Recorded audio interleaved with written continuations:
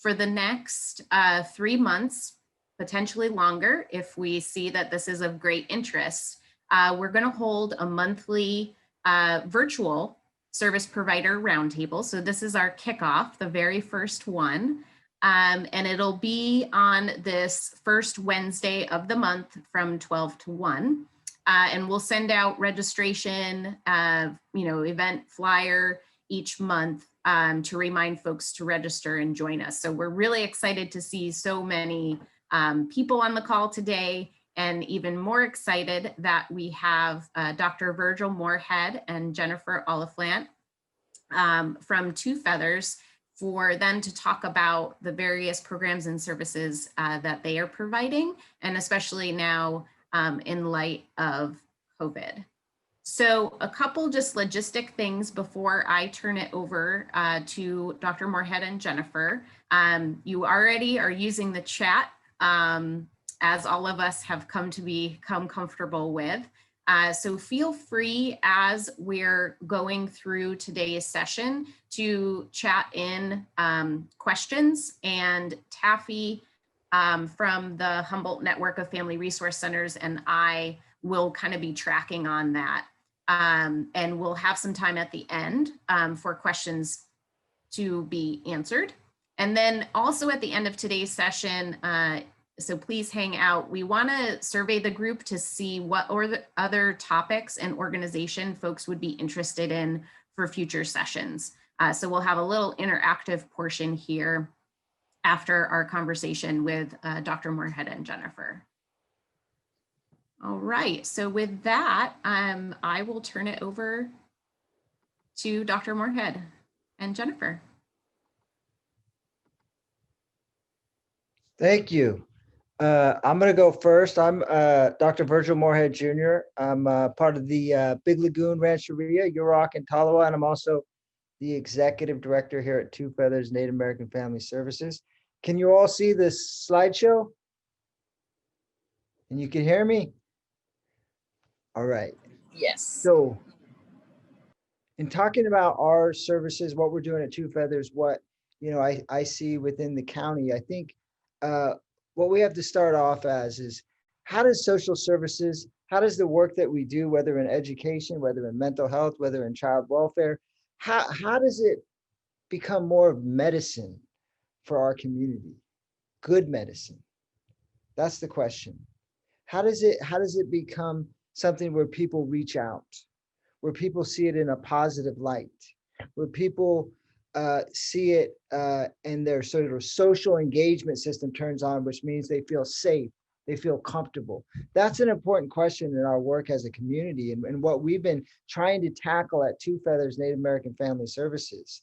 And so to answer this question, I kind of bring it to today's times in the election and some of the great leaders of the last 100 years, one being John Lewis, the late John Lewis, who said, if not us, then who? If not now, then when? And how do we get into good trouble, right? This leader, this activist, this congressperson has had a rippling effect on our society. Good or bad, whatever political affiliation you have is less important than seeing the impact that this person has had, this man has had on our society and on the African-American community in Georgia. And that's the kind of thinking I think that we have to think about.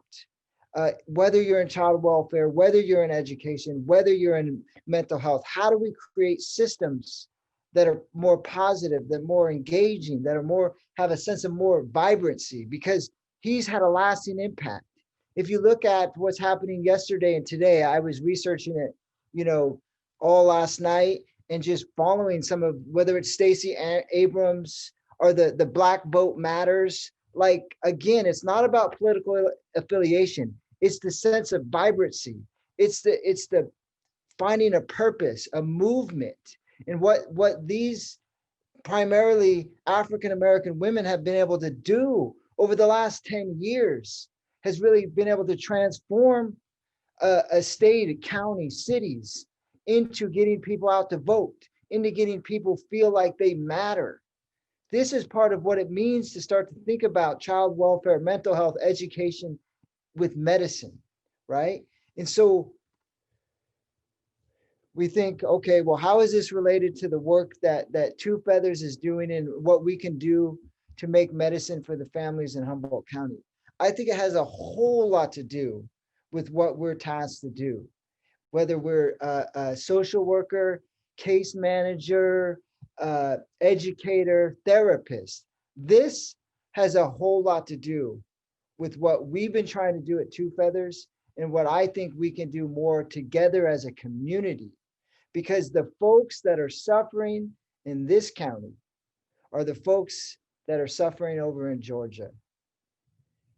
Lower socioeconomic, largely people of color. And in this county, many Native American communities continue to struggle, right? That we pass away, we die 12 years younger than any other group of people in this county.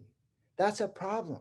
So is it going to come changes in that sort of mortality rates going to happen with more social workers or more teachers? Yes, but it's also going to come from creating medicine and creating a movement like they've done in Georgia, right? And that's why I think this talk and this series is so important. How do we partner together to create a Georgia style movement in this county around reaching the most vulnerable communities and families? That's what we've been trying to do at Two Feathers.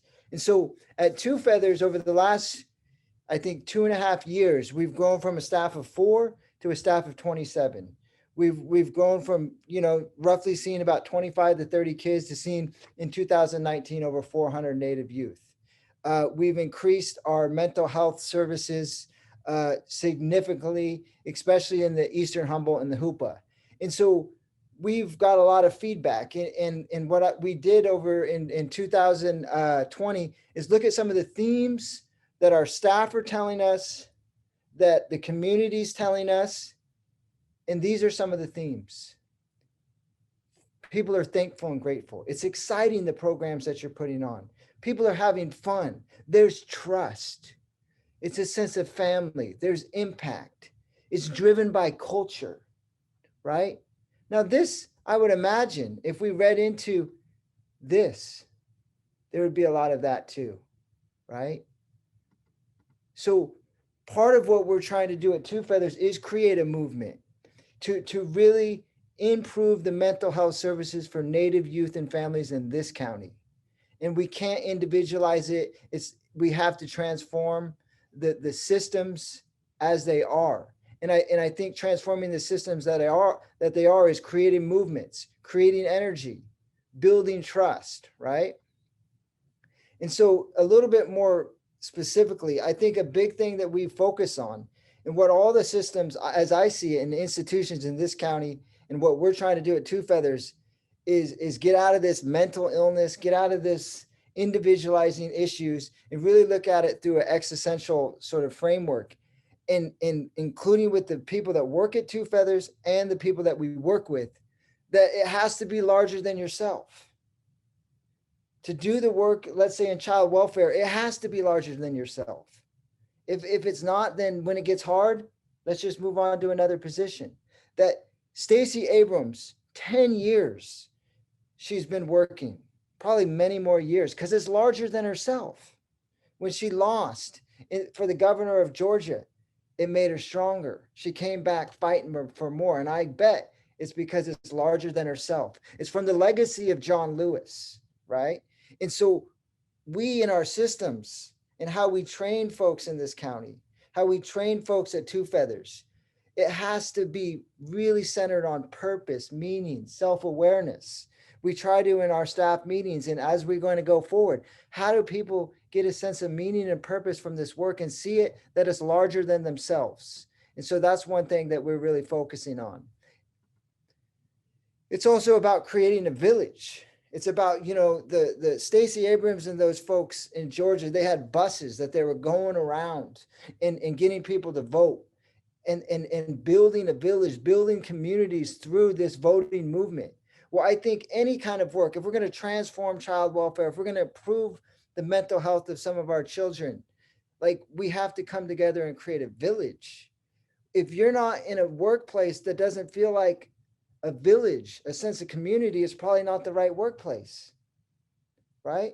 If you're not in a school and are attending a school that it doesn't feel like a village, it doesn't feel like there's a sense of community, then it's not the right workplace or school. That we just had a speaker yesterday, Dr. Louis Cozzolino, and he talked about that we're hardwired biologically to connect, right? That we come from villages, all of us. And so a lot of what he's saying with mental illness and struggle is because we're disconnected from that village. We're lonely, we're isolated. And so in our work and what we do, we have to create a village, right? And that's what we're trying to do at Two Feathers. We're trying to focus on purpose, meaning, existential issues in the work that we're doing with youth and families, as well as in our own staff. And we're trying to help to create a village, right? I think another big factor in some of the work that we do and how we hire, and what I think we need to do across the board more, is developing more self-awareness, emotional intelligence, and really prioritizing. And if we're in this work of child welfare, social services, that we should be absolutely doing a ton of work on ourselves to understand ourselves, including how to work with conflict, how to be a good team player, how to be transparent. Like, absolutely, that's like the top priority. Within schools, the curriculum is not as important as the teacher and the teacher's qualities. The research in psychotherapy, it's less about the theory or the framework that you work with in therapy. It's more about the therapist. So how do we create systems? How do we create institutions that bring out emotional and self-awareness? That's extremely important. And that's a big part of what we're trying to do at Two Feathers, in the sense of who we're hiring, because so much of it is about relationships. Uh, and so, I'll leave like with this last point is, I think, this is another, the late Chadwick Boseman, the actor of Black Panther, and what he said, that drove him, what inspired him, is that he wanted to make people be proud to be Black, to be proud to be African American. Personally, that's what drives me. Like, that I grew up, I went to McKinleyville High, I went to Bigley Middle Elementary. I've experienced the institutional, structural racism. I've experienced coming from a mobile trailer and how people perceive you. I've experienced that. And I experienced that, I was gone for 17 years and I came back, I was at the sort of one of the most premier universities in the world, Stanford, and moved back. And I started feeling some of that racism again. When I say racism, it's perceiving others as less than, right? And so much of our work within child welfare and mental health is, how do we help people feel proud of themselves and who they come from? Now, if we're going in and knocking on doors and taking kids from families and without, in a good way, then they probably maybe don't feel good from who they come from. So how do we keep kids safe, keep families safe, but also really work to make people feel proud? What Stacey Abram and those other folks did in Georgia has made Black people, African Americans, proud of who they are. This country, through the last 500 years, has did their best job to not make them feel proud. They did their best job to not make Native Americans feel proud. But this is the time, as the quote, like John Lewis said, if not now, when? Like, how do we come together as a community and work with those that are on the margins, that are most vulnerable in our community, to feel proud of themselves and who they come from? That nobody is the worst thing that they've done. Everybody has inherent good, positive qualities. So when we walk up and do a home visit, let's take that mindset with us. How do we be like Chadwick Boseman and make people proud of who they are, make people proud of who they come from? And that's sort of what we do, in these systems in Humboldt County. How do we work together? And all the providers that are on here, all the agencies, all the folks that are committed to the good work, feel proud, right? Not have a lawsuits against us that says we're not meeting the needs of children in our county, or have a ACLU report that comes out that says Native children are struggling more than any other county in the state, in this county. Like, there's work to be done, but we have to come together so that we don't have those kind of statistics. We don't have that kind of data, that we actually have. We're proud to work in the social services or the Department of Health and Human Services in this county. We're proud to work in McKinleyville High or Arcata High or Eureka High. We're proud to work at Two Feathers. Like, because without that, there's not going to be that intergenerational transformational change. We'll continue to focus on the individuals, the individual families, and pathologize indirectly and individualize social, structural, systemic problems. Until we come together and focus on how we make people proud, how we improve our systems, it's not going to happen. And so I'll leave you with that. That's what we're trying to do at Two Feathers, and hopefully we'll continue to do together with you all. And I'll turn it over to Jennifer to talk a little bit more specifically about some of the programs and how we're doing that in a short period of time. Yes, thank you so much, Virgil. That's a hard act to follow, but Virgil did a really nice job of kind of framing what we're trying to do at Two Feathers. And now I'm going to get into the nuts and bolts a little bit on our specific services and how to access those services. So hold on one second. I'm going to try to share. I should have this down by now. Everybody see that? Oh, why isn't it playing? Slideshow. Yeah. There we go. Thank you. Yeah, so I'm going to talk a little bit more specifically about what those services look like, and specifically the Two Feathers Checks Hope for Tomorrow Counseling and Family Wellness Program. Originally, about a year ago, this was a grant that we got, that Garrett Lee Smith grant that was rather large, and it enabled us to create an intensive counseling program aimed at preventing suicide for Native youth and families. We have since expanded that program, so we've added on the family wellness, and it now kind of encompasses several of our other service streams. So I'm going to give you a little snapshot into that. I wanted to tell you about who staffs it, and you guys, I worked very hard on this collage. Very proud of it. This is not an exhaustive picture of our team, but last year around this time we had 3 clinicians. We currently have 8 clinicians right now, so we have grown pretty fast, and we also have 2 family support coordinators and 1 case manager in the program. And I just wanted you to have a chance to see some of their faces. I think a lot of you have probably already worked with some of our staff. And our intensive counseling and family wellness services. So a lot of you may have heard about our Making Relatives WRAP program. We have since expanded that program so that our agency now works out of the WRAP model agency-wide.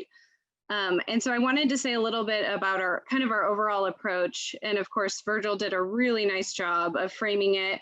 And the only thing I really wanted to add is that, our services are very centered around engagement, which means that you guys may submit a counseling referral to us. And we are going to reach out to the family, but we might have somebody on our team who has a relationship with that family, and we're going to go ahead and start with that service first. And we're going to really work on building that relationship and that engagement before we're able to kind of roll out the other services. And the reason I wanted to note this is I think it's a little bit different than the mental health, the kind of historical mental health system as is, where you have a very formalized way of opening cases. You get a referral for the counseling, they come in, they do their assessment, maybe not even with their own counselor, and then they get services. And we found that that just doesn't work for our population. We lose families that way.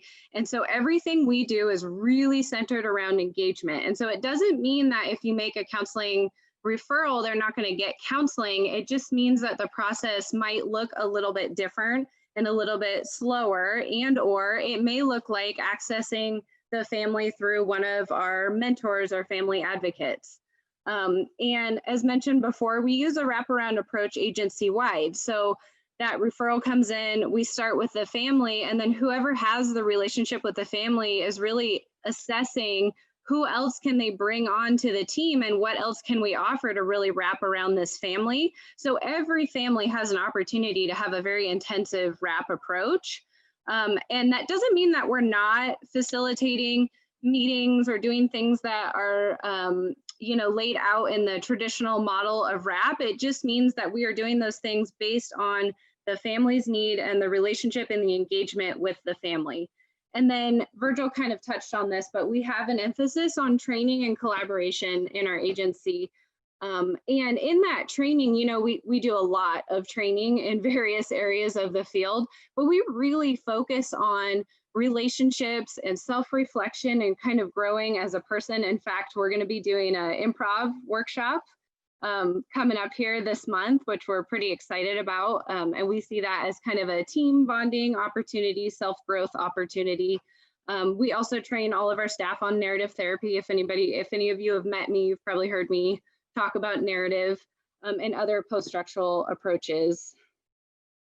And then services offered. So as mentioned, we do individual counseling. We're moving in kind of a family counseling direction a little bit more, and I'm hoping to grow that area. Group counseling has been very challenging during COVID, but that is something we're hoping to bring back and just have more of our general events that were geared at engaging the community. We also can do case management. We have mentorship and youth advocacy services. And we have a crisis response, which I'm going to say a little bit more. I think it might be on the next slide. I just wanted to say a little bit about our services during COVID. It's the same for all of you. Everything looks a lot different, but we have actually been able to maintain our numbers and open a lot of new cases and reach a lot of families that were difficult to reach even before the pandemic. We have moved into a telehealth direction. We've been doing a lot of phone sessions. We actually do quite a bit of texting and even social media with our young people. We have a certain kind of work Snapchat accounts and Instagram, and we found that is one of the most effective ways to engage teenagers. So our staff Snapchats with our kiddos. And we've been able to do some porchside visits. We've even had family meetings outside on the porch. The weather makes that difficult. But we've also been delivering a lot of care packages. We recently were able to deliver meals to families. And we've had a lot of our folks have been doing tutoring over Zoom, which has been incredibly helpful because, as you guys know, in this time of pandemic, kids are really falling off with school, and we have some of our staff who will just sit there on the Zoom with them just to give them that kind of accountability while they do their homework. So that has been immensely helpful for some of our kids that are falling behind. So to refer for our services, I wanted to give you guys this information. We have a referrals email, so it's referrals@twofeathers-NAFS. You can also call the main line. I mean, we'll basically take a referral however you can get it to us. We've had families reach out to us through our Facebook and our Instagram. People have brought stuff to the office and slid it under the door. So any way that you guys want to get us a referral, but we do really like getting the email. That is a really helpful way to get the information in there. And then I just wanted to say a little bit about our crisis services. So we do provide crisis services. We have a crisis response, and that includes triage and safety assessments, suicide assessments. I have done those over the phone, so we're still doing quite a few of those. Verbal de-escalation, coaching. We help families navigate the crisis services if they do need to reach that higher level of care. So we do a lot of advocacy and just kind of walk with them through that process. We do some pretty intensive safety planning, and we always try to link folks to services if they come through our crisis services. I have two numbers for you guys. If they are a Two Feathers client already, you can call this number, the 707-407-8566, and that is a 24/7 option for Two Feathers clients. So weekend, evenings, you can shoot a call to this phone number and you will reach someone who can help help you navigate that crisis, help the client navigate that crisis. And then we also have a Two Feathers just kind of main crisis line. And here's some more information on that. Here's the number, 382-0629. And this is anyone who in the county who is experiencing a crisis can reach out to this crisis line, and they will get coaching, they'll get assessment, they'll get de-escalation, verbal de-escalation over the phone. Unfortunately, this one is only open 8 to 5, Monday through Friday. So if you're having an after hours crisis, please call that other line. And that was my fast and furious kind of snippet of our services and how to access them. And I think we are at our question time. Well, thank you, both Dr. Moorhead and Jennifer. Just a wondrous reminder of what we're all trying to strive for in our community, that idea of receiving help when it's needed and in a way that leaves people feeling honored and dignified, and just an extraordinary amount of services that you are able to offer. It's amazing. So as Jennifer alluded, this is our time to open up for questions. You have a couple different options. If you would not like to actually verbally speak, you can put your question into the chat. Or if you would like to be unmuted, you can simply write your name into the chat, and then Taffy or myself can unmute you so that you can ask your question.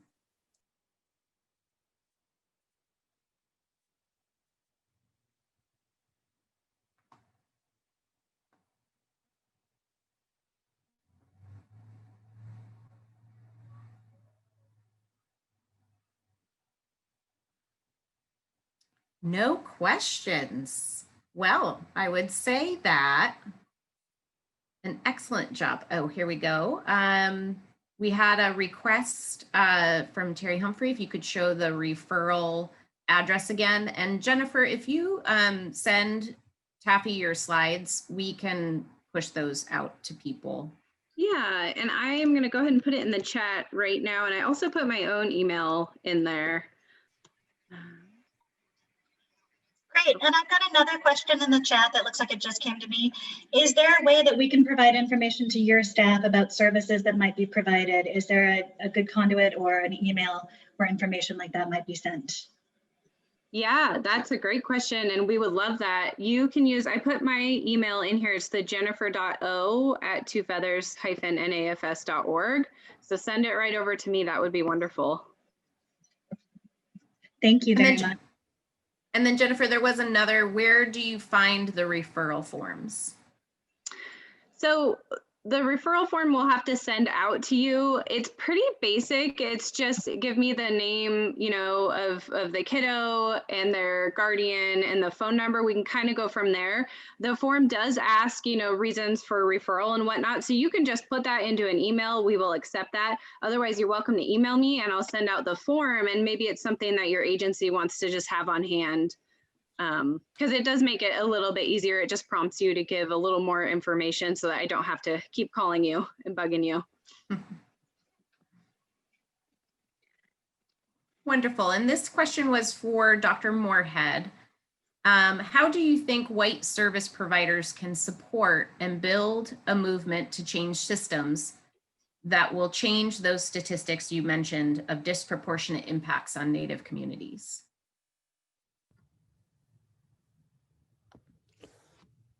Well, I think,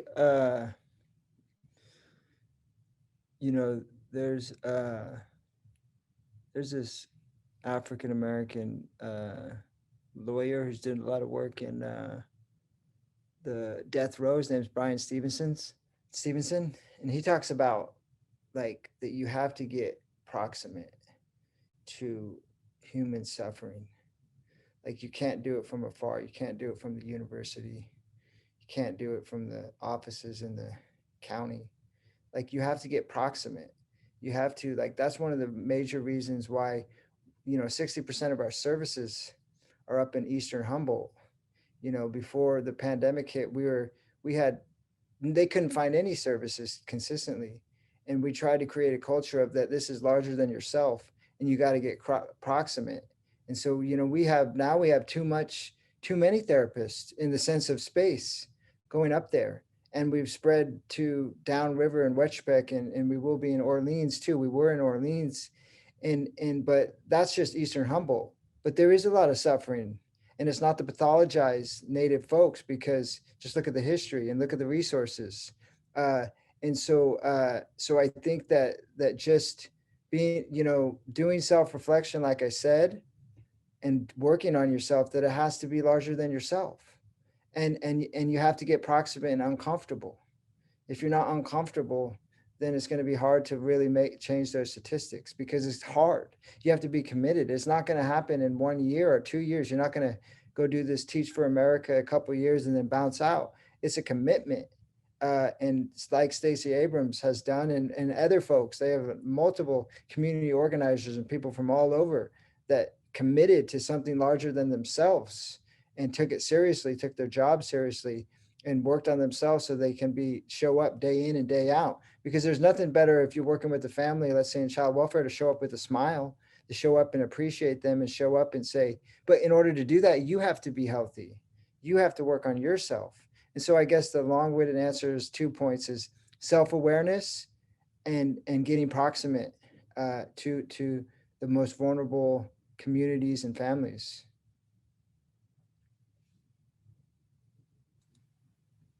Thank you, Dr. Moorhead. So our next question is, and it would be to either of you or both, how do social workers deal with the code of ethics that discourages using social media? That's a good question. I can take this one, Virgil, since I got the LCSW thing going on.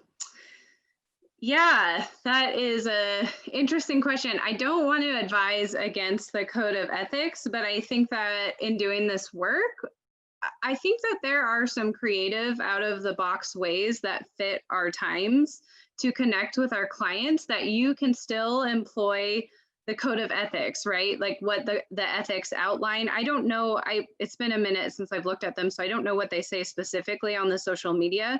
My guess is it probably has to do with maybe some kind of inappropriate communication, like maybe communication that is outside of the work relationship. So, we use social media, but we're communicating with our clients as if we would, in a session with them or in our work with them. So that's the only speculation that I have kind of off the top of my head, because I haven't looked at it. And also I conclude by saying, times are changing fast, they're different. And I think that the systems as is that hold up kind of the status quo have not worked for a lot of really disenfranchised people. And so I think it really fits within the code of ethics to think outside of the box and try to continue to help people with the tools available to us. That's kind of my opinion on it, with the caveat of please don't do anything crazy. Like if it says explicitly in there, I'm not commenting on that. I haven't looked at it, but I think that we can have some flexibility and really justify it and say it is absolutely ethical and necessary that we reach disenfranchised people in any way that we can.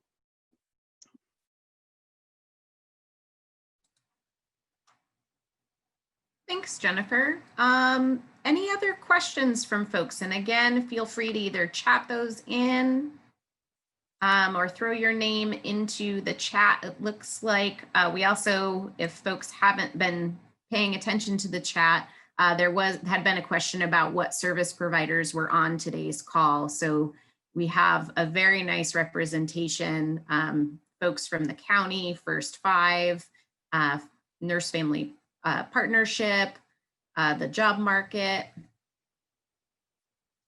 the schools, the local resource centers. So it's great to have such a variety of providers and being able to hear the same information and also just that networking. So thanks for folks putting that into the chat, and feel free to keep on adding in.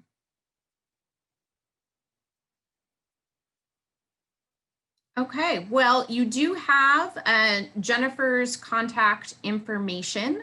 So any additional questions or additional information, please feel free to reach out there. And just again, want to thank Dr. Moorhead and Jennifer for coming on and sharing what's going on in your world. So we're going to shift gears here. As I had mentioned at the beginning of the session, this is the first of what we hope to be a series of these sessions.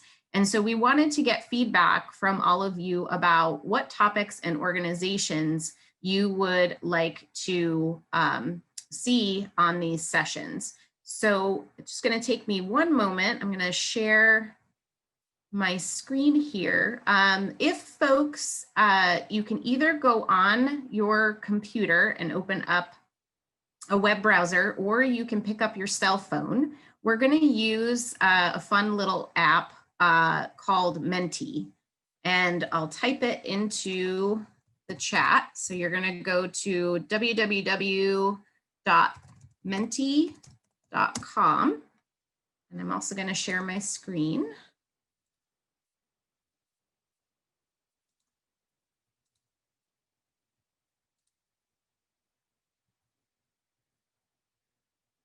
And once you get to the website, you're going to enter in, and let me just get, you're going to enter in the code that I just took away from all of your views.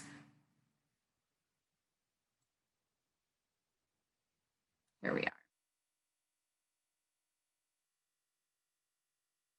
So that code is 824197. It's here at the top of the screen.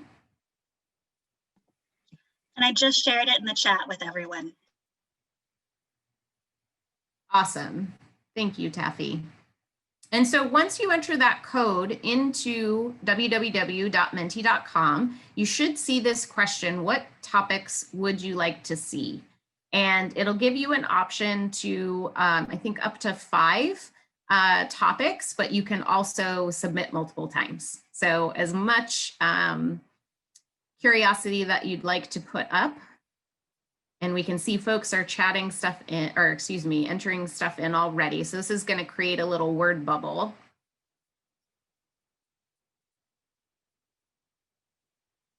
And if you see something coming up that is very interesting to you, you can re-enter it in. And like a typical word bubble, the more entries we have for that particular topic, it will get larger. So I'll just give folks a minute to enter this in. Looks like housing services and ACEs are kind of rising to the top. And it looks like we've also got transportation,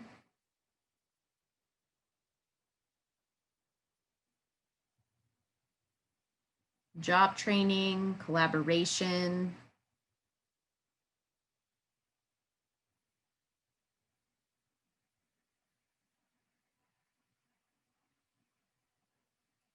harm reduction is gaining some strength there.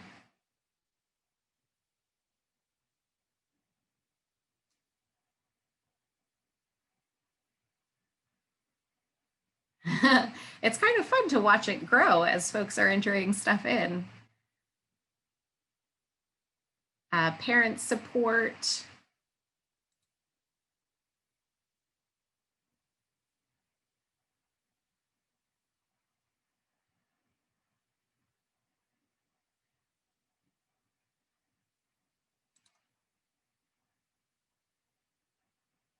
All right, so I'm going to give it about 30 more seconds because we do have one more question that we would like folks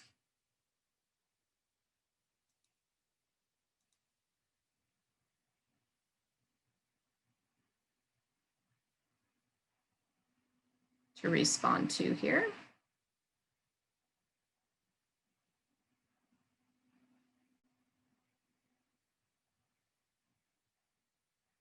Wonderful.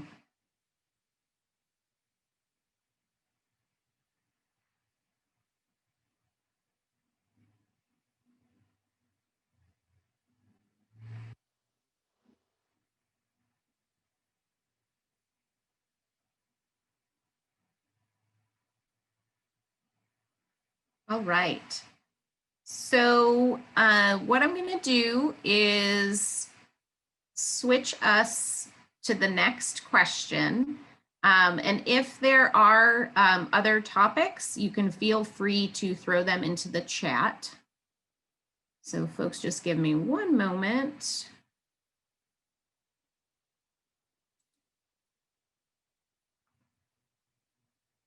So thanks for engaging in that. I'm glad it actually worked. This was our first experimentation with Menti. So let me just queue up the second question and then we'll jump into that one.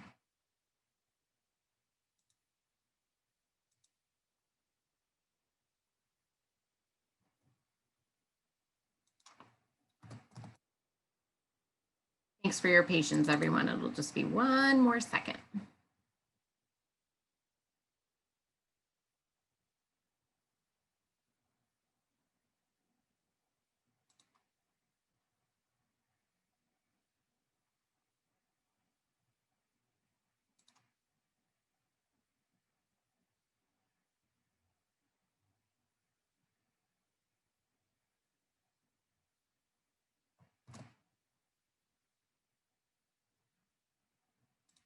All right.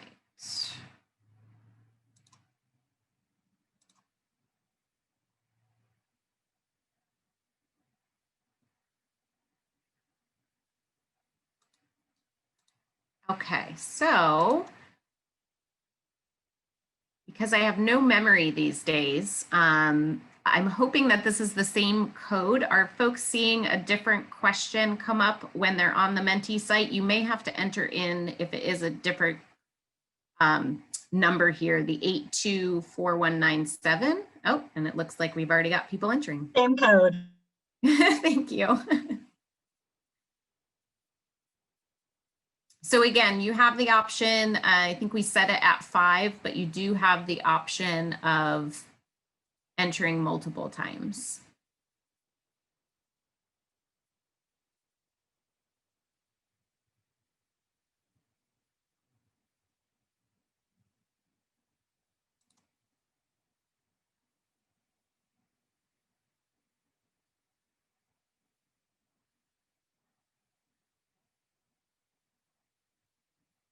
We have some more Dr. Moorhead. We might have to have you back, Dr. Moorhead.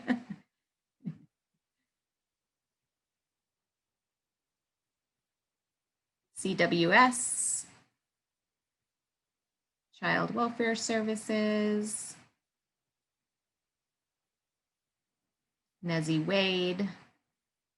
And again, too, if you see a presenter that you would be really excited to hear speak, feel free to enter that person's name and we'll see that grow as well.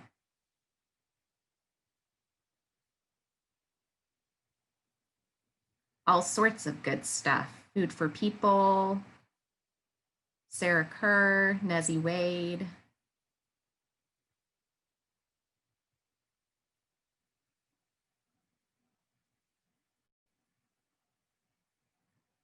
College of the Redwoods.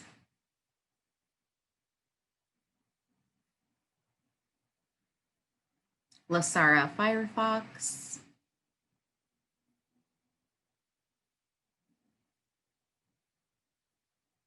So again, we'll just give this a moment for folks to keep entering.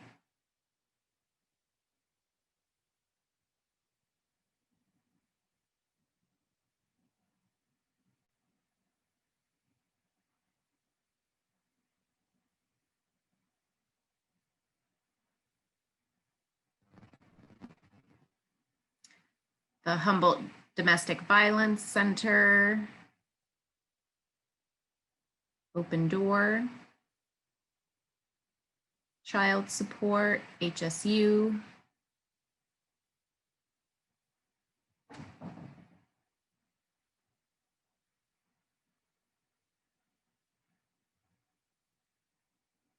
So we'll give it about another 20 seconds or so.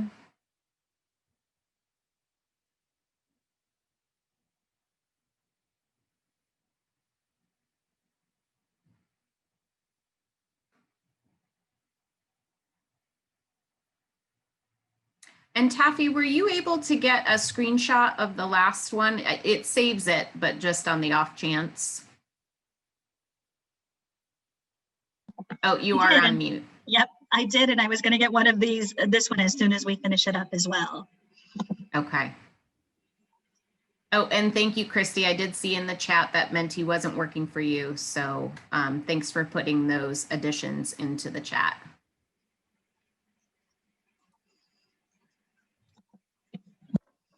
All right, why don't you, if folks can kind of wrap up entering, and we're gonna move to the last segment of our time today in just a moment here.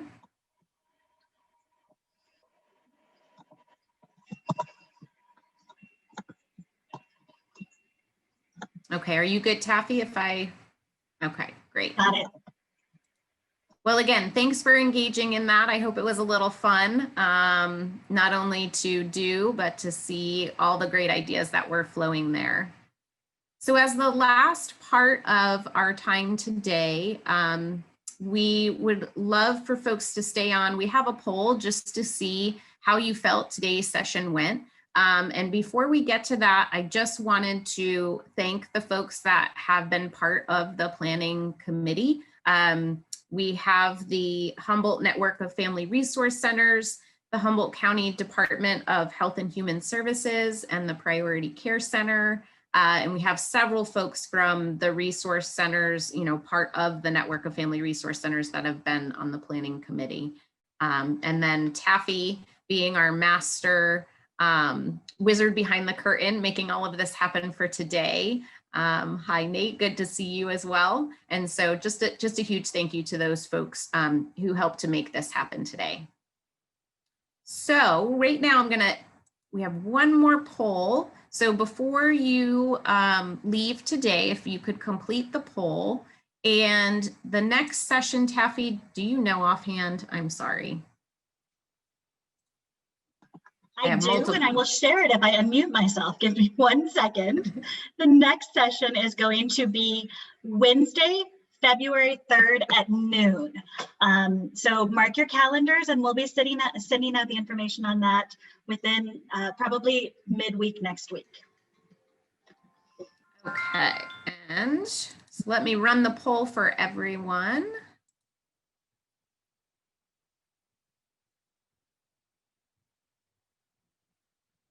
So hopefully folks are seeing the poll.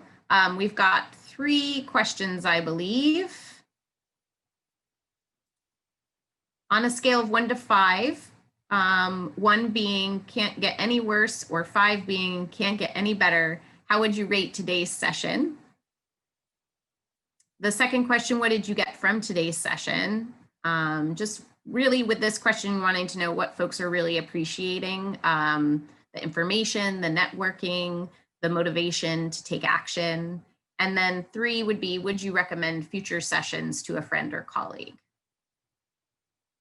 And so of course, once you complete the poll, again, we thank you for joining us today. We hope that you can join us for the next session, and please, when the announcement comes out about the next session, please feel free to share it. We'd love to have as many folks as we can on these calls. So I hope everyone has an enjoyable afternoon, and we'll see you later.